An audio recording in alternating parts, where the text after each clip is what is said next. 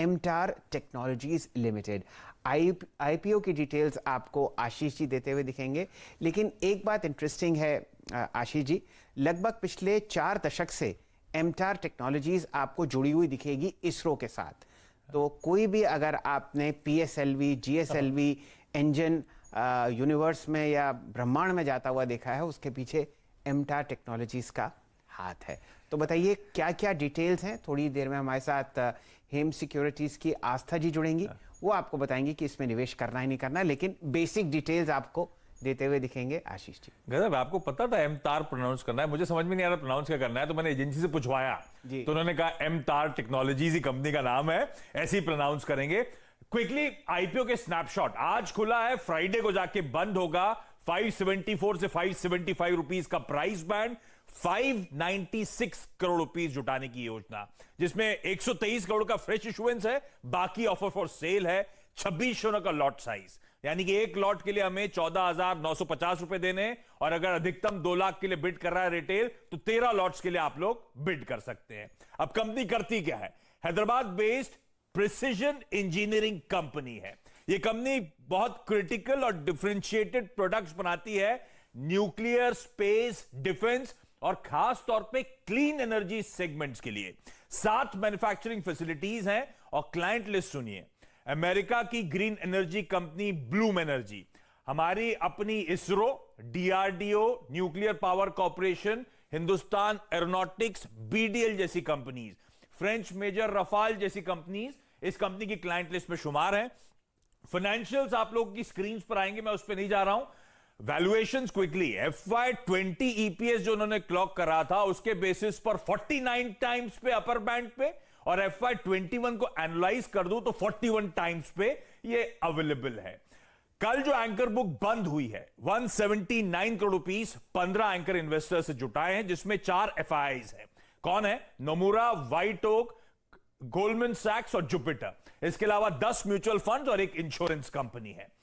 Snapshot समझिए, strong business है, marquee clients है, बहुत बढ़िया प्ले है जो क्लीन एनर्जी है, न्यूक्लियर है, इंडिजिनाइजेशन है, पॉलिसी इनिशिएटिव्स, ये आत्मनिर्भर भारत, ये मेक इन इंडिया भारत, इसके लिए बड़ा। और FY20 के ऑर्डर बुक के लिहाज से 1.6 1.7 टाइम्स के आसपास की विजिबिलिटी आपको बुक टू बिल के लिहाज से नजर आएगी। ब्लूम एनर्जी के लिए बहुत तगड़ा काम करती है और नए और प्रोडक्ट्स डेवलप कर रही है। 7 मैन्युफैक्चरिंग फैसिलिटीज ऑलरेडी थी, एक और हैदराबाद में खड़ी कर रही है FY22 में जो कमीशन होगी। तो शैल सर, वैसे पियर्स है नहीं कंपेरेबल इस कंपनी के, वैल्यूएशन नंबर के लिहाज से स्ट्रेच नजर आएंगे, लेकिन गजब की कंपनी है। अब आप लोग जब आगे चर्चा करेंगे तो ज्यादा डिटेल समझ में आएंगी। तो यूं समझिए आशीष जी, जो एक नया हिस्सा आपको भारतीय बाजारों में खुलता हुआ दिख रहा है डिफेंस स्पेस में, उसमें ये कंपनी आपको कदम रखती हुई दिखेगी। आस्था जी हमारे साथ जुड़ी हुई हैं। आस्था जी, ये बताइए क्या राय आप दे रही हैं निवेशकों को? 50 के पीई पर शुरुआती सत्र में आपको एमटार टेक्नोलॉजीज अपने ये शेयर बेचती हुई दिख रही है। फिलहाल प्राइस रेंज है 575। राय आपकी? Good morning Shailendra ji. क्योंकि वैल्यूएशन की आपने सबसे पहले बात की है, तो मैं बताना चाहूंगी बिल्कुल 50 के पी मल्टीपल पे है, लेकिन जिस तरह से निश एरिया को ये टारगेट करती है, वैल्यूएशंस यहाँ पे काफी मेरे को ऐसा लगता है कि आगे जाते हुए इतना ज्यादा इंपॉर्टेंस प्ले नहीं करेंगे। इनफैक्ट जो ग्रोथ फिगर्स मैं देखती हूँ, जो मैंने आगे की वर्किंग भी की है, मेरे हिसाब से ये कंपनी आगे जाते हुए हमें यहाँ पे 40 to 50% CAGR से ग्रो करती हुई नजर आएगी। FY23 तक की अगर मैं बात करूं, और ये मैं बॉटम लाइन की बात कर रही हूँ, तो तब हमें ये वैल्यूएशंस इतने ज्यादा नहीं लगेंगे। अब हमारे यहाँ पे जो दर्शक है और जो हमारी क्लाइंट्स हैं, देखिए 2 तरह के यहाँ पे रहते हैं इन्वेस्टर्स, जिनको कि एक तो लंबे समय के लिए लगाना हो, और कुछ लोग और ज्यादातर रहते हैं जो लिस्टिंग गेन के लिए यहाँ लगाना चाहते हैं। तो जो लिस्टिंग गेन के लिए लगाना चाहते हैं, ऑर्डर बुक इतनी बढ़िया है, तो लिस्टिंग गेन तो यहाँ पे होते हुए हमें नजर आने चाहिए, प्रोबेबिलिटी हाई है, तो बिल्कुल लगाइए। लेकिन मैं लॉन्ग टर्म के लिए भी काफी ज्यादा पॉजिटिव हूँ इस कंपनी में, क्योंकि कंपनी एकमात्र कंपनी है जो इस तरह के कारोबार में है। दूसरी तरफ ऑर्डर बुक बढ़िया है, तीसरी तरफ क्लाइंट बेस अच्छा है, तो पोर्टफोलियो में भी रखेंगे तो मेरे हिसाब से रिटर्न बढ़िया देगी। तो दोनों ही सेट ऑफ इन्वेस्टर्स, दर्शक, सबकी राय रहेगी कि लिस्टिंग गेन हो या लॉन्ग टर्म हो, बिल्कुल इसमें लगाना चाहिए। कंपनी मुझे आगे जाते हुए काफी ज्यादा यहाँ पे लगता है कि प्रॉफिटेबिलिटी बढ़िया दिखाएगी और ग्रो करेगी, तो बिल्कुल लगाने की राय रहेगी। चलिए, तो इस आईपीओ को खरीदें, चाहे लिस्टिंग गेन के लिए या लंबी अवधि के लिए? ये राय आपको आस्था जी देती हुई दिख रही है। प्रकाश दीवान साहब भी हमारे साथ जुड़े हुए हैं। दीवान साहब, कुछ प्रकाश डालिए इस काउंटर पर। क्या राय रखते हैं आप? बहुत जबरदस्त डिमांड आपको दूसरे बाजार में एमटार टेक्नोलॉजीज की भी आती हुई दिख रही है।